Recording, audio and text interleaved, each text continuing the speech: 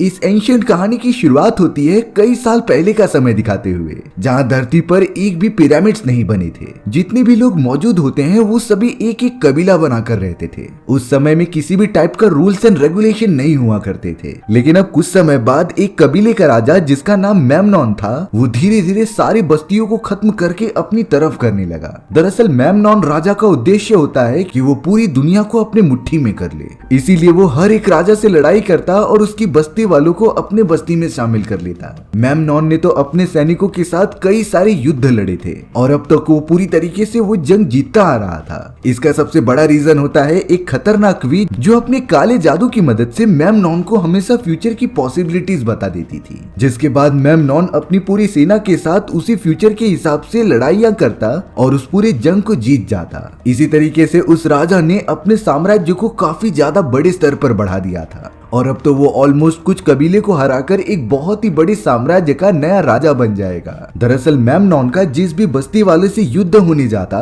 उससे पहले ही वो अपनी डार्क विच से पूछकर सारी पॉसिबिलिटीज पता कर लेता और अब इसके बाद तो हमेशा की तरह युद्ध में मेमनॉन की ही जीत होने वाली थी। कई सारे कबीले वाले तो अब मेमनॉन का नाम सुनकर उसके सामने घुटने टेक देते थे, पर अब हमें एक कबीला दिखाया जाता है जिसका राजा मेमनॉन के सामने झुकता ही नहीं। दरअसल वो तो मेमनॉन से पूरी तरीके से फाइट करना चाहता था, क्योंकि उसका मानना होता है कि वो अपने कबीले के लिए बेस्ट है और वो इस तरीके से अपने कबीले वालों को मरने के लिए नहीं छोड़ सकता। इसीलिए अब उस छोटे कबीले का राजा 3 ऐसे खतरनाक योद्धाओं को बुलाता है जिसके पूरे फैमिली वालों को मेमनॉन और उसकी सेना ने खत्म कर दिया था। यानी कि वो अपनी फैमिली के सिर्फ 3 ही मेंबर्स बचे हुए हैं। अब यहाँ राजा को पता था कि वो तीनों अपने कबीले के सबसे बेस्ट सोल्जर्स हैं, इसीलिए उन्होंने उन तीनों में से एक जिसका नाम मिथाइस था, उसे ऑफर दिया कि तुम किसी भी तरीके से मेमनॉन को जान से मार दो। जिसके बदले राजा मिथाइस को डायमंड की 20 गोलियां देता है और इन डायमंड्स की कीमत उस समय में बहुत ज्यादा हुआ करती थी। मिथाइस और उसके दोनों साथी इस बात के लिए अब राजी हो जाते हैं। वो तीनों तो अपने सफर पर निकल पड़े थे जहाँ पर उन्हें मेमनॉन को किसी भी तरीके से मारना है। उसमें से तो एक मिथाइस का भाई होता है और दूसरा वाला उसका बहुत ही अच्छा फ्रेंड, यानी कि मिथाइस किसी भी कीमत पे दोनों को ही नहीं खो सकता। अब मिथाइस किसी भी तरीके से उन दोनों को लेकर उस अड्डे पर पहुंच चुका था जहां राजा मेमनॉन अपनी डार्क विच के साथ रुका हुआ है। हालांकि मिथाइस, उसका भाई और वो इकलौता साथी लगातार विच को ढूंढ रहे थे, लेकिन अचानक मेमनॉन के सभी साथियों ने उन तीनों के ऊपर हमला कर दिया। चारों तरफ से तीर कमान चलने लगे जिससे बच पाना काफी ज्यादा मुश्किल था और अब इस हमले में मिथाइस की उस फ्रेंड की जान भी चली गई। मेमनॉन के कबीले वाले तो मिथाइस के भाई को पकड़कर बंदी बना लेते हैं, लेकिन मिथाइस अपनी जान बचाकर एक टेंट के ऊपर चला गया था और ये टेंट तो उसी डार्क विच का होता है जिसे फाड़ कर वो अंदर घुसने की कोशिश करने लगा। मिथाइस ने काफी ज्यादा मुश्किलों के बाद आखिरकार उस डार्क विच को ढूंढ ही लिया होता है और अब उसने तुरंत ही अपने नुकीले एरो को डार्क विच के ऊपर पॉइंट कर दिया। लेकिन ताज्जुब की बात ये होती है कि डार्क विच को ये सारी बातें पहले से ही पता थी। वो तो बिना डरे मिथाइस से कहती है कि तुम ऐसा बिल्कुल नहीं कर सकते और अब देखते ही देखते उस टेंट के अंदर मेमनॉन के कई सारे सिपाही आ जाते हैं। हालांकि मिथाइस ने कई सारे सिपाहियों को मौत के घाट उतार दिया था, पर एक साथ इतने सारे सिपाहियों के हमला करने के कारण मिथाइस भी कुछ नहीं कर पाता और अब मिथाइस को भी उसके भाई की तरफ बंदी बना लिया जाता है, जिसके बाद उसे मेमनॉन के सामने पेश किया जा रहा था और शायद यहाँ से मिथाइस और उसके भाई के पास बचकर जाने के सिवा कोई और रास्ता ही नहीं है। अब हमें यहाँ पता चला कि उस बूढ़े राजा का बेटा भी मेमनॉन के साथ हो चुका है और उसने तो बगावत करके अपने ही फादर को मार गिराया था, क्योंकि राजा के बेटे जिसका नाम लियो होता है उसे पता चल गया था कि मेमनॉन के खिलाफ कोई नहीं लड़ सकता, इसीलिए वो अब मेमनॉन की सेना में शामिल हो गया। अब यहाँ मिथाइस और उसके भाई को मेमनॉन के सभी साथियों ने पकड़ रखा होता है। मेमनॉन भी अब उस जगह पर आ चुका था। उसने तो मिथाइस के भाई को उसके सामने ही बड़ी बुरी तरीके से मार दिया। मिथाइस काफी ज्यादा चिल्ला रहा होता है, लेकिन उसकी कोई मदद करने आता ही नहीं और अब मेमनॉन मिथाइस की तरफ बढ़ने लगा, उसे भी जान से मारने के लिए, क्योंकि उन दोनों ने चोरी छुपके उनके सैनिकों पर हमला किया था और अगर कोई ऐसा करता है तो मेमनॉन उसे जिंदा नहीं छोड़ता। पर मेमनॉन जैसे ही मिथाइस को मारने गया तभी वहाँ पर वो ब्लैक विच आ जाती है जिसने कि मेमनॉन को रोक दिया था। ब्लैक विच ने मेमनॉन को सारी बातें बता दी थी कि मैंने फ्यूचर देख रखा है और उसमें अगर तुम मिथाइस को जान से मार दोगे तो हमारे लिए बहुत ही बुरा हो जाएगा। तुमने जितने भी साम्राज्य और संपत्ति इकट्ठा किया है वो सारी चीजें चली जाएंगी, क्योंकि मिथाइस तो गॉड का एक बहुत ही प्रीशियस आदमी है यानी कि गॉड मिथाइस की मदद करने के लिए हमेशा रेडी रहते हैं, क्योंकि वो उसका बहुत ही अच्छा फॉलोअर है। इसीलिए अब डार्क विच के बार बार कहने के कारण मेमनॉन ने मिथाइस को जान से नहीं मारा, पर मेमनॉन ने डिसाइड किया कि वो मिथाइस को पनिशमेंट तो देगा ही। इसीलिए अब उसने अपने सैनिकों से कहकर मिथाइस और उसके साथ मौजूद एक चोर को जमीन के अंदर गाड़ दिया। दोनों की पूरी बॉडी जमीन के अंदर फंसी हुई होती है, जहाँ से बाहर निकलने का कोई रास्ता ही नहीं था। और अब वो दोनों जिस जगह पर मौजूद होते हैं वहाँ पर काफी खतरनाक कीड़े आने लगे थे। ये कीड़े भले ही छोटे होते हैं, लेकिन इनके अंदर ऐसी एबिलिटीज मौजूद थी जिससे कि ये साथ मिलकर किसी भी इंसान को पूरी तरीके से खा जाए। और अब शायद मिथाइस और वो चोर बुरी तरीके से फंस चुके हैं। खतरनाक कीड़े लगातार दोनों की तरफ बढ़ते जा रहे थे, पर तभी मिथाइस नोटिस करता है कि उसके साइड में मौजूद वो चोर तो पहले ही आजाद हो चुका है, क्योंकि उसे ये सारी चीजें करने की पहले से आदत थी। और अब वो चोर जब मिथाइस को दिख रहा था तब वो उसे बचाने के लिए चला गया। चोर ने थोड़ी सी आग जला ली, जिससे कि वो कीड़ों को मिथाइस से दूर रख रहा था, क्योंकि अगर एक कीड़ा भी मिथाइस के बॉडी पर आ गया तो वो उसका खून पीने लगेगा। कैसे भी करके अब चोर ने कीड़ों को दूर रखते हुए मिथाइस को भी जमीन से बाहर निकाल लिया था। मिथाइस अब भले ही पूरी तरीके से आजाद तो हो चुका है, लेकिन उसे अपने भाई और अपने मरे हुए दोस्तों का बदला जरूर लेना था। इसीलिए मिथाइस ने डिसाइड किया कि वो मेमनॉन के किंगडम में जाएगा और उसकी पूरी सत्ता के साथ साथ उसे भी खत्म कर देगा। वो शातिर चोर भी अब मिथाइस के साथ निकल पड़ता है मेमनॉन के किंगडम की तरफ जाने के लिए। यानी कि मिथाइस अब मेमनॉन को मारे बिना रहने नहीं वाला। दोनों तो लगातार अपना लंबा सफर तय करने लगते हैं, जहाँ पर काफी ज्यादा चट्टान वाले इलाके मौजूद थे। हमें अब दूसरी तरफ मेमनॉन दिखाया जा रहा था, जो बाकी बचे हुए किंगडम्स के ऊपर हमला करके उसे भी अपनी अंडर लेना चाहता था। मेमनॉन ने तो अपनी पूरी सेना तैयार करके रख ली थी उन लोगों पर हमला करने के लिए, लेकिन तभी उस डार्क विच ने फ्यूचर के विजन्स में कुछ देखा और उन्हीं सारे विजन्स के हिसाब से वो मेमनॉन को बता रही थी कि तुम्हें ये सारी चीजें नहीं करनी चाहिए, क्योंकि अगर तुम इस रास्ते पर जाओगे जहाँ तुम्हें सारे राज्यों को अपने अंडर करना है, तब तुम बहुत ही बुरी मुश्किल में फंस सकते हो, क्योंकि लड़ाई और खून खराबा करके किसी को अपने साथ मिलाना बहुत ही ज्यादा बुरी बात होती थी। लेकिन मेमनॉन ने पूरी तरीके से अपना मन बना लिया था, चाहे अब उसके रास्ते में कोई भी आए वो पूरे साम्राज्य को अपने अंडर करेगा और इस पूरी दुनिया का नया राजा बनेगा। मेमनॉन ने तो उस डार्क विच से कहा कि ये सारी चीजें खत्म होने के बाद मैं तुमसे शादी कर लूंगा। डार्क विच बताती है कि अगर तुम मुझसे शादी करोगे तो मेरी फ्यूचर देखने की एबिलिटीज पूरी तरीके से खत्म हो जाएंगी, जिसके बाद मैं तुम्हें फ्यूचर के लिए पहले से प्रिपेयर नहीं कर सकती। मेमनॉन तो कहने लगा कि एक बार मुझे पूरी दुनिया का राजा बन जाने दो, जिसके बाद मैं तुमसे शादी कर लूंगा और फिर हमें तुम्हारी फ्यूचरिस्टिक एबिलिटी नहीं चाहिए। हमें तो उसकी जरूरत ही नहीं पड़ेगी, क्योंकि पूरी दुनिया में हम ही ज्यादा ताकतवर होंगे। डार्क विच तो इस बात पर बहुत सोचने लग जाती है, लेकिन अब वो मेमनॉन के डिसीजन के सामने कर भी क्या सकती थी। अब हमें यहाँ पर मिथाइस और वही चोर दिखाया जाता है जो लगातार ट्रेवल करते हुए किंगडम की तरफ पहुंच गए थे। जिसके बाद मिथाइस उस चोर के साथ मेमनॉन के किंगडम में आ जाता है और अब वो मेमनॉन के महल की तरफ जाने का रास्ता ढूंढ रहा था। मेमनॉन तो उस किंगडम की एक बहुत ही बड़ी मार्केट में आ जाता है। इस मार्केट में तो जरूरत की सारी चीजें मिला करती थी। तभी अचानक हमें उसी किंगडम के कुछ शरारती बच्चों को दिखाया गया, जिनमें से एक मिथाइस के पास आकर उसका एक बैग लेकर भागने लगा था। उसी बैग के अंदर डायमंड के वही रेड वाले गोले होते हैं जो कि राजा ने इनाम के तौर पर उसे दिए थे।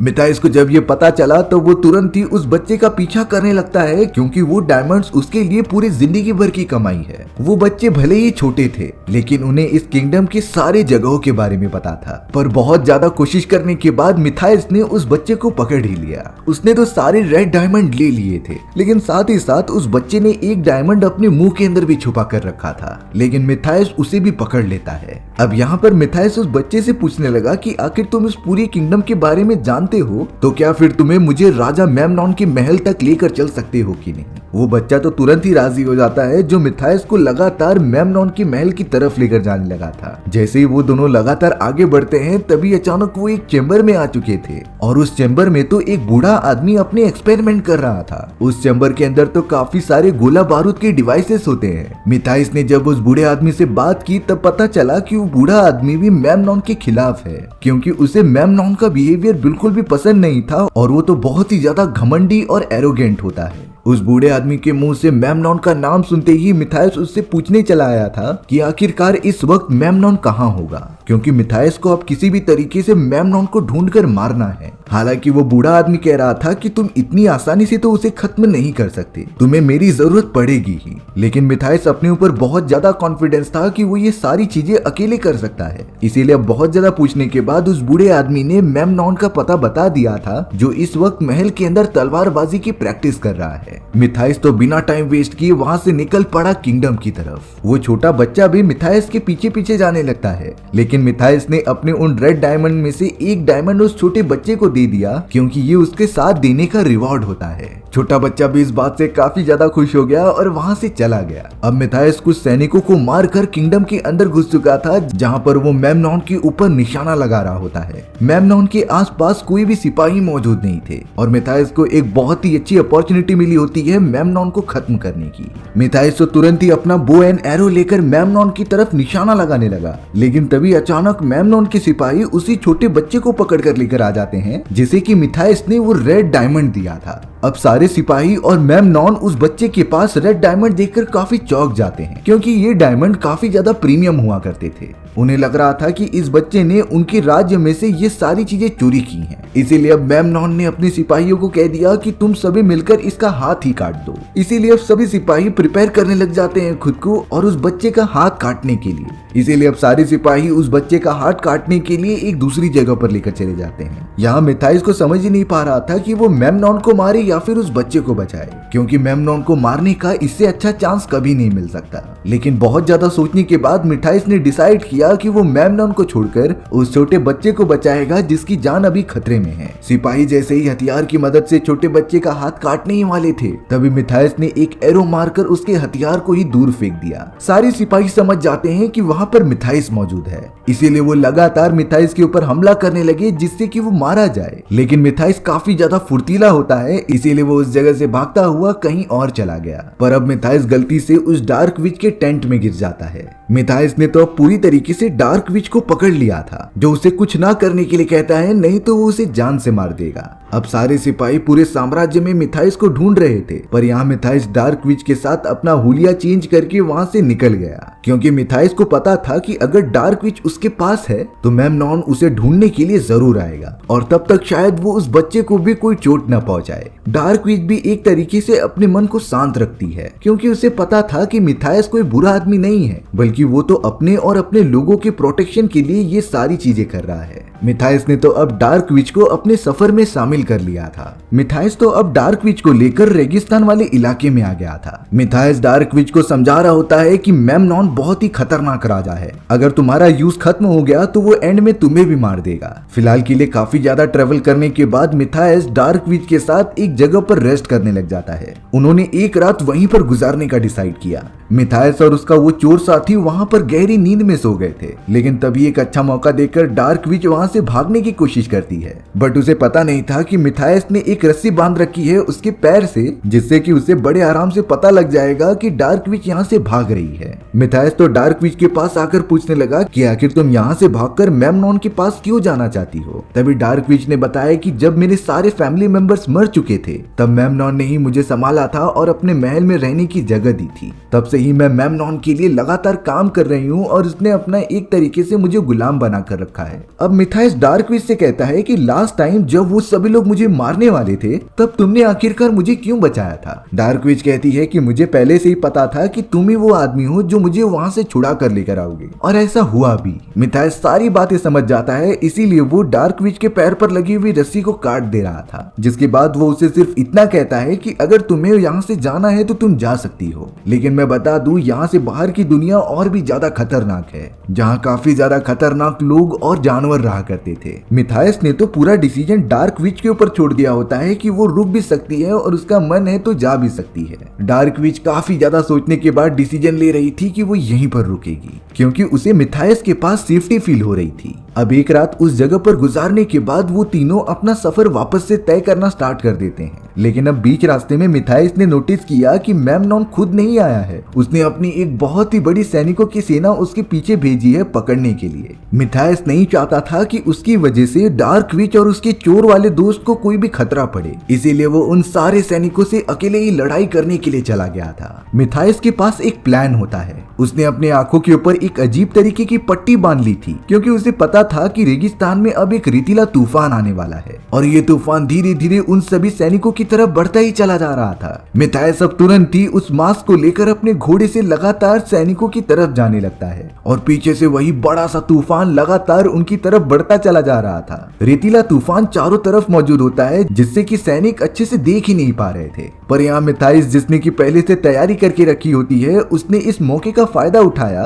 और लगातार उन सारे सैनिकों को जान से मारने लगा। एक भी सिपाही मिथाइस से लड़ ही नहीं पा रहे थे क्योंकि इतनी ज्यादा धूल होने के कारण वो कुछ देख ही नहीं पाते। यानी कि मिथाइस का प्लान बहुत ही अच्छी तरीके से चल रहा था और उसने ऑलमोस्ट सारे सैनिकों को खत्म कर दिया। लेकिन यहाँ पर मेमनॉन का एक खास सिपाही मौजूद था जिसे कि उसने मिथाइस को मारने के लिए एक प्लान दिया होता है। दरअसल वो सिपाही अपने एरो के अंदर एक मरी हुई स्कॉर्पियन का जहर मिला रहा था और अब इसी एरो का यूज करके उसे मिथाइस को मारना है। मेमनॉन का वो खास सिपाही सीधा एरो लेकर मिथाइस के पैर पर हमला कर देता है जिससे कि मिथाइस को काफी ज्यादा दर्द हो रहा था और अब धीरे धीरे पूरा जहर उसके बॉडी में फैलने लगता है। हालांकि वो सारे सिपाही और उनका मेन लीडर वहां से भाग चुका था क्योंकि यही उनका प्लान होता है कि वो मिथाइस को घायल कर दें और तड़पने के लिए छोड़ दें। मिथाइस की हालत जहर के कारण काफी ज्यादा खराब हो चुकी थी और वो तो बेहोश तक हो चुका था। लेकिन जब ये बात डार्क विच को पता चलती है तब उसे काफी ज्यादा गुस्सा आ रहा था क्योंकि मिथाइस ने उसकी जान जो बचाई थी और वो इस तरीके से हाथ पर हाथ धर के नहीं बैठ सकती। तब यहाँ डार्क विच ने अपनी काली शक्तियों की मदद से मिथाइस के अंदर गए हुए सारे जहर को बाहर निकाल लेती है। मिथाइस थोड़ी ही देर में पूरी तरीके से ठीक हो गया था और ये सिर्फ और सिर्फ डार्क विच के वजह से हुआ होता है। मिथाइस तो अब एक बर्ड का यूज करके लेटर भिजवाता है मेमनॉन को जिसमें ये लिखा था कि मैं तुम्हारे पास जरूर आऊंगा और तुम्हें खत्म कर दूंगा, पर राजा मेमनॉन ये लेटर किसी को बताते ही नहीं और अब उन्होंने अपने सारे सैनिकों से झूठ कह दिया था कि मिथाइस मर चुका है जिसे कि स्कॉर्पियन के जहर से मार दिया गया। लेकिन जब यहाँ सारे सैनिक राजा से पूछने लगे कि डार्क विच कहाँ पर मौजूद है तब राजा मिथाइस एक बार फिर से झूठ बोल देता है कि डार्क विच की तबीयत खराब है और वो इसी महल में आराम कर रही है क्योंकि राजा मेमनॉन को आइडिया था कि अगर इन सारे सैनिकों को पता चल गया कि डार्क विच यहाँ महल में मौजूद नहीं है तो उनका मनोबल पूरी तरीके से टूट जाएगा और वो अपने मिशन के अंदर पूरे मन से काम नहीं कर पाएंगे। इसीलिए राजा मेमनॉन उन सभी सैनिकों से ये सारे झूठ बोल रहे थे। वहीं दूसरी तरफ अब मिथाइस, डार्क विच और वो चोर लगातार ट्रेवल करते जा रहे थे रेगिस्तान में। उनकी बॉडी डिहाइड्रेशन से जूझ रही थी इसीलिए उन्हें पानी की तलाश होती है। वो तीनों जैसे ही लगातार रेगिस्तानी वाले इलाके के थोड़ा सा ऊपर जाते हैं तभी अचानक वहाँ पर एक बड़ा सा धमाका हुआ था। ये धमाका इतना ज्यादा बड़ा होता है जो आज तक उन लोगों ने कभी देखा ही नहीं। लेकिन जब वो थोड़ा पास गए तब पता चला कि यहाँ पर तो वही बूढ़ा आदमी है जो कि अपने लेबोरेटरी में काफी बड़े बड़े बॉम्ब बनाया करता था और अब उस बूढ़े आदमी ने खुश होकर कहा कि मैंने आखिरकार वो बॉम्ब बना ही लिया जिससे कि दुश्मनों को मारा जा सकता है। दरअसल वो बूढ़ा आदमी भी महल से काफी पहले ही बाहर निकल गया क्योंकि महल में उसे सैनिक इस टाइप के एक्सपेरिमेंट करने से मना कर रहे थे।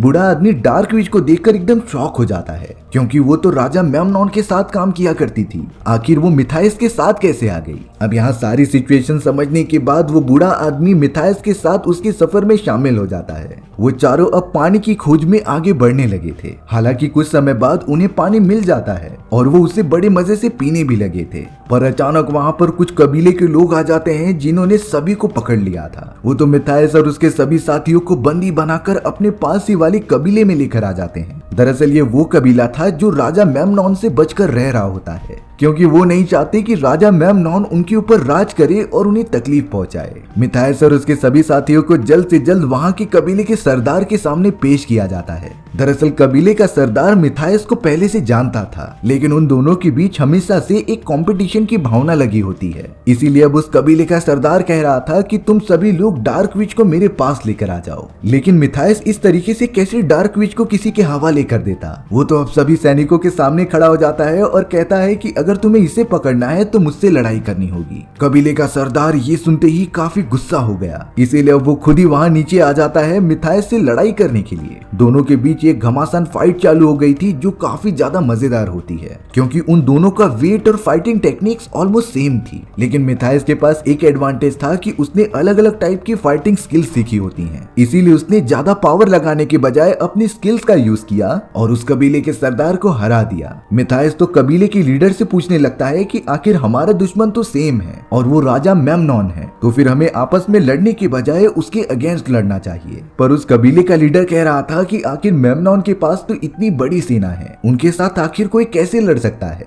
तब जाकर मिथाइस सभी से कह रहा था कि अगर तुम सब नहीं लड़ोगे तो मैं अकेला उन सैनिकों से लड़ूंगा, क्योंकि मुझे आजादी चाहिए जो एक साथ रहने पर ही होगी। अब यहाँ कबीले का सरदार और सारे लोग उन्हें एक्सेप्ट कर लेते हैं। मिथाइस भी कुछ दिनों तक इसी कबीले में रहकर प्लान बनाने का डिसीजन ले रहा था। अब हमें डार्क विच दिखाई जाती है, जिसके पास कबीले का एक छोटा लड़का आ रहा था। डार्क विच भी उन्हें देखकर काफी खुश हो जाती है, लेकिन तभी वो एक छोटा सा विजन देख रही थी। उसने फ्यूचर के टाइमलाइन में ये देखा कि इस पूरे कबीले के ऊपर मेमनॉन के सैनिकों ने हमला कर दिया है। कई सारे मासूम लोगों की जानें चली जाती हैं। डार्क विच बिल्कुल भी नहीं चाहती थी कि ऐसा हो, इसीलिए वो डायरेक्टली मिथाइस के पास चली गई थी। उसने मिथाइस को सारी बातें बताई कि राजा मेमनॉन के सैनिक यहाँ पर हमला करने वाले हैं और इसमें कबीले के कई सारे लोग मारे जाएंगे। लेकिन मिथाइस बहुत ही बहादुरी से कहता है कि हम सब मिलकर उनका सामना करेंगे, क्योंकि इस तरीके से भागने से कुछ नहीं होने वाला। वो सैनिक कभी न कभी हमें तो पकड़ ही लेंगे। डार्क विच को अब बहुत ही ज्यादा फिक्र होने लग जाती है, इसीलिए वो मिथाइस के ऊपर हाथ रख दे रही थी। डार्क विच को तुरंत ही एक और विजन आता है कि उस पूरे लड़ाई के दौरान एक सैनिक ने मिथाइस को एरो मार दिया था, जिससे कि वो बहुत ही ज्यादा घायल हो जाता है और फिर मिथाइस अपनी जिंदगी की भीख मांग रहा था। डार्क विच ने तुरंत ही मिथाइस को बता दिया था कि इस लड़ाई के दौरान तुम मारे जाओगे और यही तुम्हारी डेस्टिनी है जो होकर रहेगी।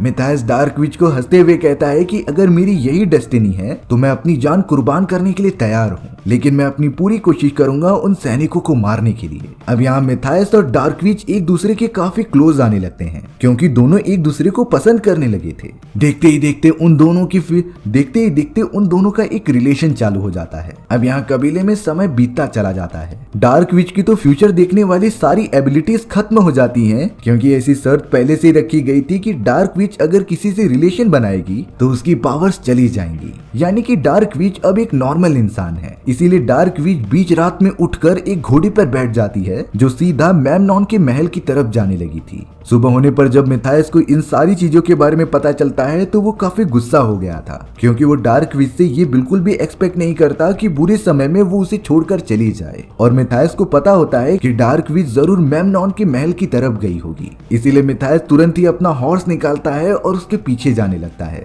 मिथाइस कह रहा था कि मैं मेमनॉन के साम्राज्य में जाकर खुद बंदी बन जाऊंगा, लेकिन डार्क विच को कुछ नहीं होने दूंगा। अब मिथाइस की इतनी ज्यादा बहादुरी को देखकर कबीले का राजा कहता है कि तुम अकेले नहीं जा सकते, हम सारे लोग भी तुम्हारी मदद करेंगे इस जंग के अंदर। वहीं दूसरी तरफ अब हमें मेमनॉन के महल में दिखाया जाता है, जहां पर सभी लोग जश्न की तैयारी कर रहे थे, क्योंकि ये वो रात होती है जब डार्क विच अपने फुल पावर का यूज करके फ्यूचर बताएगी। सारे सैनिक अब राजा मेमनॉन से पूछने लगे कि आखिर डार्क विच है कहां पर, क्योंकि उन्होंने कितने दिनों से डार्क विच को देखा ही नहीं। लेकिन सिर्फ मेमनॉन को ही पता था कि डार्क विच महल में नहीं मौजूद है। वो काफी ज्यादा परेशान होने लगा कि इसके आगे वो क्या करे। तभी अगले मोमेंट में अचानक डार्क विच वहां पर आ जाती है। डार्क विच को देखकर सारे सैनिक बहुत ही ज्यादा खुश हो गए थे। अब यहाँ डार्क विच सभी से कह रही थी कि कल की जंग हम जीतने वाले हैं, दुश्मन खुद ही हमारे पास आएगा और खुद ही मारा जाएगा। पर राजा मेमनॉन को कहीं न कहीं डार्क विच के ऊपर शक होने लगा था। उसे ये पता चल जाता है कि शायद इसके फ्यूचर देखने वाली एबिलिटीज खत्म हो चुकी हैं। अब डार्क विच का टेस्ट लेने के लिए राजा मेमनॉन ने उसके सामने 6 मिट्टी के पॉट रख दिए थे।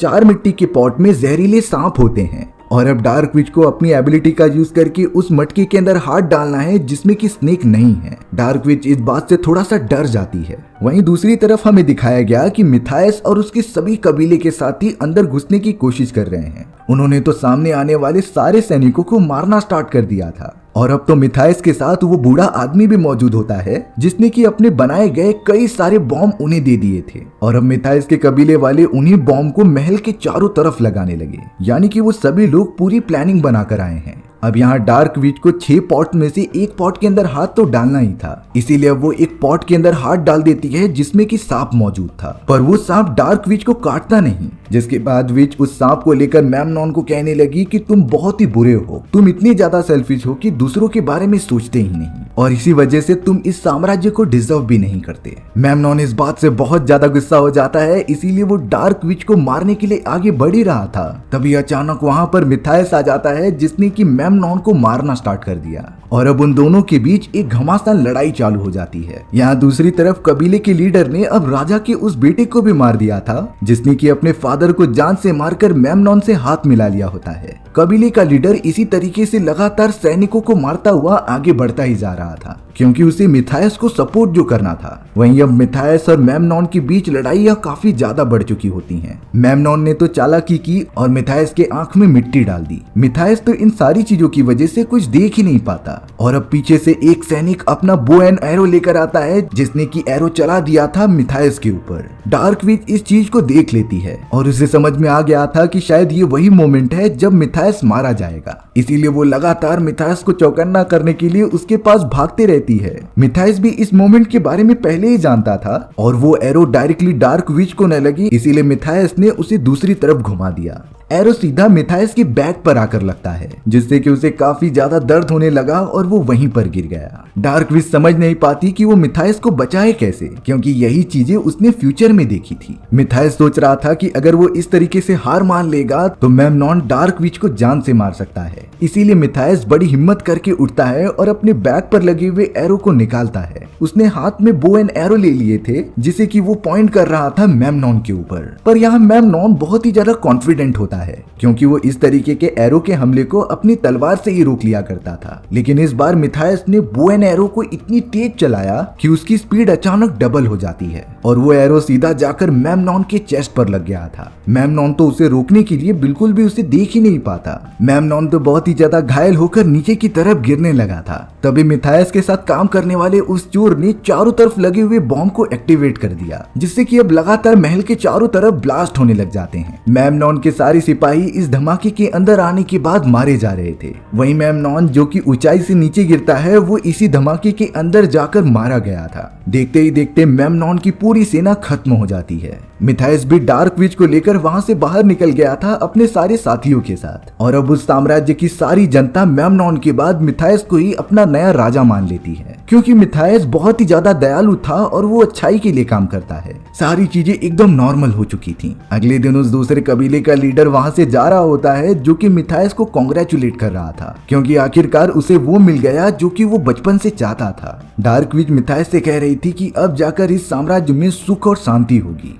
मिथायस काफी ज्यादा गिल्टी फील कर रहा होता है क्योंकि उसे रिसेंटली पता चला था कि डार्क विच के साथ रिलेशन पे आने से उसकी सारी एबिलिटीज खत्म हो चुकी हैं। लेकिन डार्क विच कहती है कि ऐसा तो बिल्कुल भी नहीं था, मैंने ये सारी चीजें सिर्फ अफवाहों के लिए बनाई थी जिससे कि मेमनॉन के अंदर एक डर पैदा हो जाए। तब जाकर मिथायस डार्क विच से पूछता है कि आखिर कब तक इस साम्राज्य में सुख और शांति बनी रहेगी। डार्क विच ने उदास होकर कहा कि जिस तरीके से इंसानों की एक डेस्टिनी होती है उस तरीके से साम्राज्य की भी होती थी और कोई भी हमेशा के लिए इस जगह का राजा तो नहीं बना रह सकता, लेकिन जब तक मिथायस इस जगह का राजा रहेगा तब तक यहाँ के लोग प्रोटेक्टेड और हैप्पी रहेंगे। इसी अच्छी एंडिंग के साथ हमारी ये कहानी यहीं पर खत्म हो जाती है। सो व्यूअर्स, आपको ये स्टोरी कैसी लगी कमेंट सेक्शन में बताना भूलना मत और अगर आपको मेरा एक्सप्लेनेशन 1% भी अच्छा लगा होगा ना तो वीडियो को लाइक एंड चैनल को सब्सक्राइब जरूर कर देना। मिलते हैं इसी तरीके की मजेदार वीडियोस में, तब तक के लिए बाय बाय।